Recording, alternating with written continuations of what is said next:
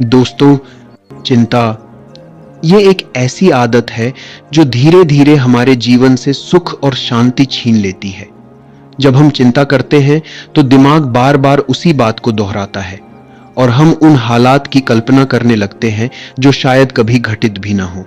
सोचिए, अगर किसी समस्या का हल हमारे हाथ में है तो चिंता की जरूरत नहीं, और अगर हल हमारे हाथ में नहीं है तो चिंता करने से भी क्या बदल जाएगा।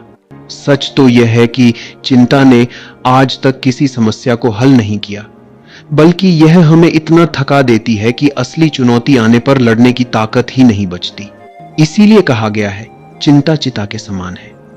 चिता केवल शरीर को जलाती है, लेकिन चिंता धीरे धीरे हमारे शरीर और मन दोनों को खोखला कर देती है। अब सवाल है, बचें कैसे?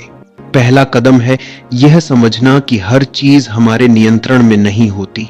जो हमारे हाथ में है उस पर काम करें, और जो नहीं है उसे ईश्वर पर छोड़ दें। दूसरा उपाय है वर्तमान पर ध्यान लगाना। चिंता हमेशा भविष्य की होती है, कल क्या होगा, लोग क्या सोचेंगे, नौकरी मिलेगी या नहीं। लेकिन जब हम आज को सही जीते हैं तो कल अपने आप सही बन जाता है।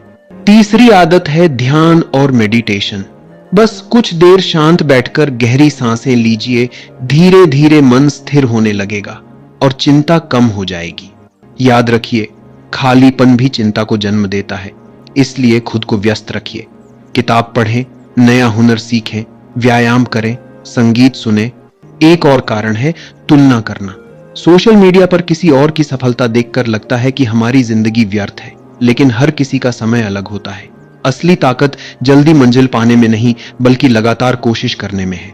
और हां, असफलता से डरना छोड़ दीजिए।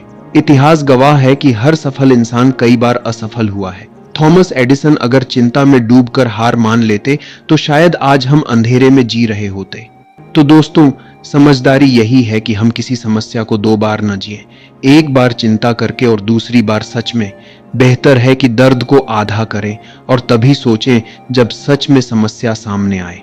और अंत में कृतज्ञता।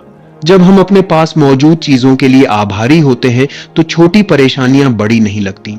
सुबह उठकर भगवान का धन्यवाद करना, माता पिता का आशीर्वाद लेना और अपनी क्षमताओं को याद करना, ये सब आदतें आत्मविश्वास बढ़ाती हैं और चिंता को कम करती हैं।